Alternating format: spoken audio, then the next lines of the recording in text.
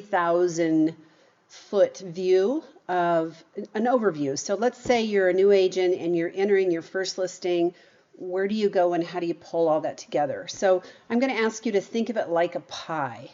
So we're going to look at the whole pie in this video, and then what I'll do is I'll take the slices out and we'll go through each slice. So the overview is just going to show you where to go to get all the tools that you need. I suggest that you bookmark them. If you have, I don't know if you use Chrome, but if you use Chrome, I put it under daily tools. So all the things that I do on a daily basis are here. I also have real estate websites, so I kind of have a double duty there. I know if I need something specifically real estate, I would go into here. I've got zoning. I save everything, ADR, NAR, MLS logins, all that is there. So you can organize that however you want. That's how I do it. The first thing that you're going to need to do is you're going to need forms to fill out for your listing, or if you're going to write a contract, same thing. And our forms are all through Arizona Association of Realtors. So you're going to go to AAR online. Oops, not that. There it is. And AAR online, it looks like I'm logged in, but let's log out. So you're going to need this number right here. It's called your NERDS number, NRDS. If you don't know it, it's located on, if you get the Realtor magazine, it's located on the label. You can look at it there. The easiest way that I have found is just go to, you can just type in to Google, find NRDS number. And it's through the Realtor Association. You can enter your last name and email. The email has to be the email that you have registered with the association. So when you register with the local association, it's WeServe. That email that you're registered with there is going to go to AAR and also the National Association. So whatever email you registered with. So mine's Emma-Team-Shelton. Submit, and there's my NRDS number. I also have it printed on a label, and it's on my computer just because I have to look it up every time otherwise, and I don't like to do that. So we go back here. If you haven't created a login yet, you may have to do that the first time. And then I'm going to go ahead and log in. Once we're logged in, there's a couple of things. There's this SSO is a single sign-on dashboard, which I'm not a huge fan of. I'd rather use my bookmarks and bookmarks all those sites because I find that I have to log in again. So let's see if it makes me log in again. Yep, it makes me log in again, which to me is not a single sign-on. Like I'm having to sign on all over the place. And maybe if you log in here, it wouldn't make you log in again. I don't know. I haven't ever been able to get it to work correctly. So we go here because this is where Transaction Desk is where all of our documents are going to be. So let's go ahead and launch Transaction Desk. And then on a listing, you can log in. So okay, here's all of our documents. So I'm going to give you that overview of these. I'm not going to dig into this too much now. You can look for other videos on Transaction Desk. But this is where all of your forms are. So if we're going to create a transaction, and these are my templates, so yours probably won't have this until you build them. You have to build the templates. But I have all the documents that I need set up in there so that it saves me time, and I can just do new listing packet. And I'm in a couple MLSs, so it's going to ask me what MLS. If you have an MLS number, great. If it's a listing, you won't. And then, why is that field required? We're just going to leave that like that. Just leave it and select source. So what it's going to do is then you're going to put all your information in here as much as you can. You don't really have to put any in there if you don't want to, but it'll auto-populate it if you do. You'll see here it's going to pull in all the documents that I need. So I need the buyer advisory. I like to go through it with the seller so they kind of know. It's not necessarily required on a listing, but we have your exclusive right to sell, which is your listing agreement. Market conditions advisory is required on all listings. It's not required with the buyers because it is in the buyer advisory, and the buyer advisory is required for buyers. So you don't need to do that on any buy side, but only on the listing side. HOA addendum, if there is an HOA. If there's a septic, you'll need the on-site wastewater. Real estate agency disclosure and election. This is your agency form for the seller. Real estate agency, what is this? This is an exclusive agency. So the difference between exclusive right and exclusive agency is exclusive agency, which you guys should know this from school, but I'll just touch on it a little bit. This is what Russell Shaw does. You know, you can cancel at any time, you can sell it yourself. That's the language in the exclusive agency. Otherwise, everything's pretty much the same. You put it in MLS and all of that. And then there's the seller property disclosures that you want to print out and have the seller, you want to leave them a copy and tell them that you need that back from them. So those are going to be your main listing forms. The other thing you're going to do is you're going to need to log into the broker site. So the broker site, let's log out, is lifere.backagent.net. If you need an invite from that, let me know and I'll send you an invite. This is our brokerage platform. So everything goes through here. There's all kinds of video learning. This video that I'm working on right now will go in there. Let's go ahead and log in and I'll give you a little bit of an overview. So with a new listing, what you're going to do is you're going to go into transactions. If you are using our transaction coordinator or admin person to help you with that, you know, they will put all of this in, and then you should go in and double check it because ultimately you're responsible for it. The transaction person that we have now is not licensed, so you need to be the licensed person that's overseeing this, and I also oversee it. You can create checklists in there. So let's say we're going to add a residential sale, and we're with the seller. So it's going to automatically set that up, and then you're going to put your client in here. It's going to bring all of that information in. And then if our transaction person set this up for you, let's say this is Dan. He's one of our agents. And it should be able to, it should find Dan in there. Oh no, this is for transaction managers. Oh yeah, it should pull it up. That's interesting. So there it pulls up Emma.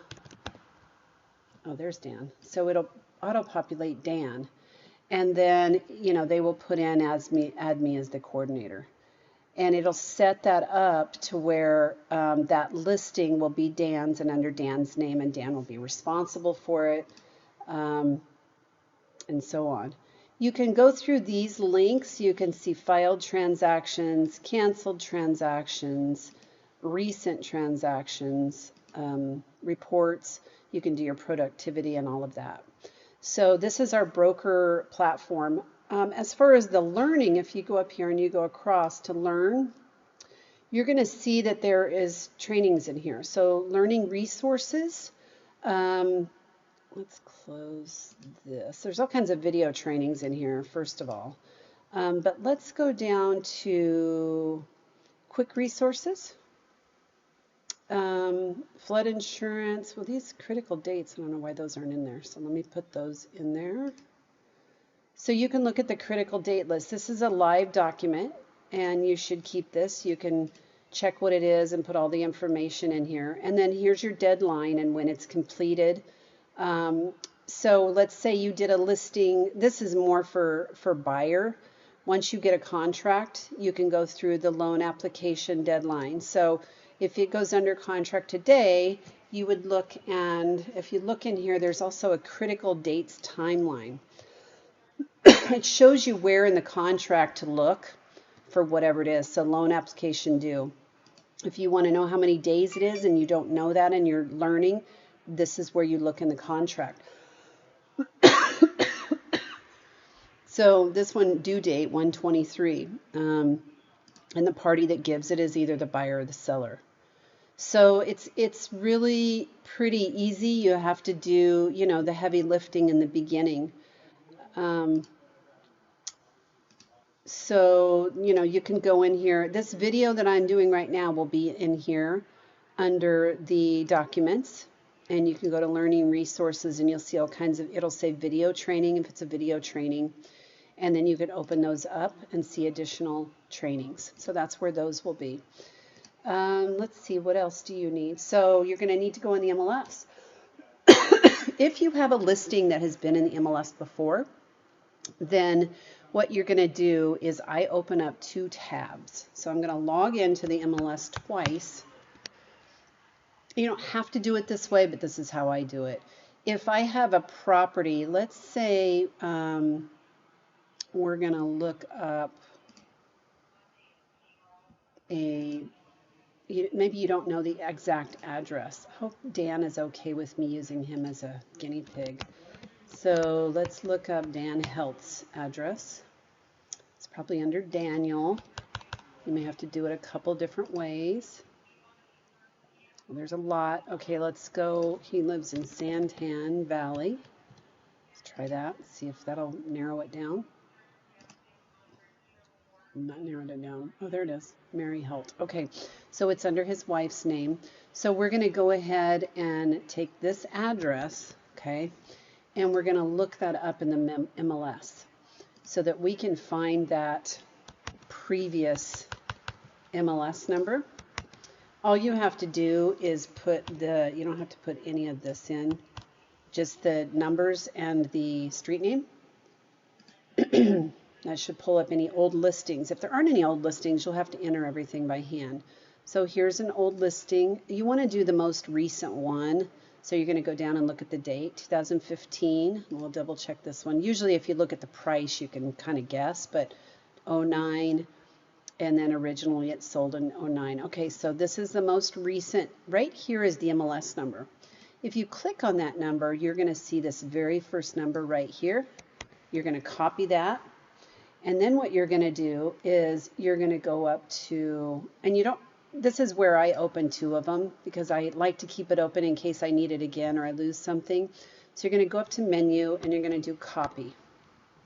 You can click on full copy, that's fine, but a full copy includes the photos, so you won't be able to do that.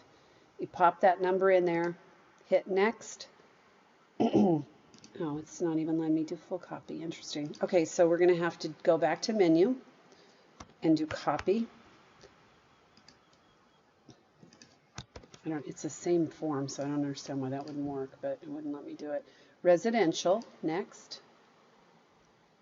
And then you're going to have all of this is going to be pulled in from the old listing. So you're going to want to go through and verify everything because you're responsible. And if that was a short sale or something, it's going to pull that information in.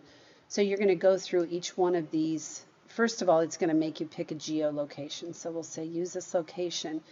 Some of the things that aren't going to be in there are the price. So if you save this as incomplete, oh, you got to select a listing member first. Okay. So the listing member, we'll put Dan in there since that's his house. And maybe I am the co-list. Okay. He doesn't have to put me as the co-list. I'm just doing that because it's my system and it may say, why are you putting in this listing for Dan? And then we're going to save it as an incomplete. When you save that as an incomplete, you can go back to your menu and you can put incomplete. Now I have them up on because I use that a lot, I have them up on my menu that I've built. So it's under my incomplete. And you'll see it right there. Whenever I take a listing, I put it in here, and then when I go on my listing appointment, I print out the form. So let me show you what that looks like while we're in here. So let's go ahead and open this one that we just did. This will save you a lot. So we're going to edit it. This will save you a lot of steps on the profile sheet. So what you're going to do is print or email this listing. You're going to go into print input form.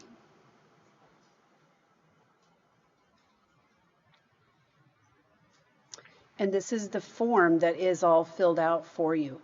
You want to check your things before you do this and make sure all the information's right. Write your directions and your public remarks and get it filled out in the MLS before you do this, so that when you submit it, it's, you know, it's going to be correct and it's not rejected from the broker file. But this will save you a lot of time, because a lot of people do double duty where they fill out a whole profile sheet under transaction desk, and then they come over here and they have to put it all in the MLS and do it twice. So this will save you from doing double duty on that. Once you have that, you'll submit that as part of your listing paperwork, but you can go ahead and do all of your editing from here. So for example, let's go back to the edit screen. You can add your photos here. If you're doing a virtual, you know, you can put your videos in there. You can do a virtual tour, whatever you need to add. Documents, there's certain documents that cannot be public. So I ask that you put any documents in, unless it's a marketing piece, you put it in as private. So you want to add a new document, you could put in, a good example would be the SPUDs. The only document that really should be public facing is going to be marketing pieces, like additional, you know, verbiage that you're writing about the community or something like that, or your HOA addendum that needs to go in here and be loaded in here with page 1 filled out. Okay. Other than that, it's all pretty self-explanatory. Listing information will take you back to where we were. So you want to check the address. That's like all of that should be populated automatically. You want to put your list price in, your status.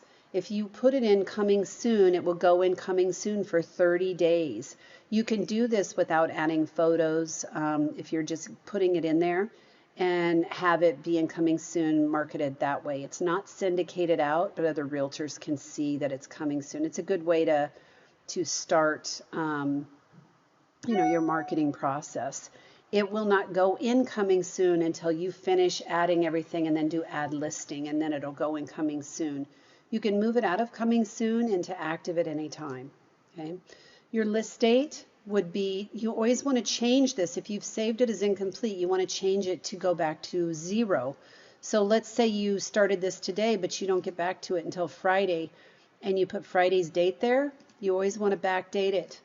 And when you do that, you want to put in your listing agreement that listing is to go active upon instruction in the MLS upon instruction of the seller.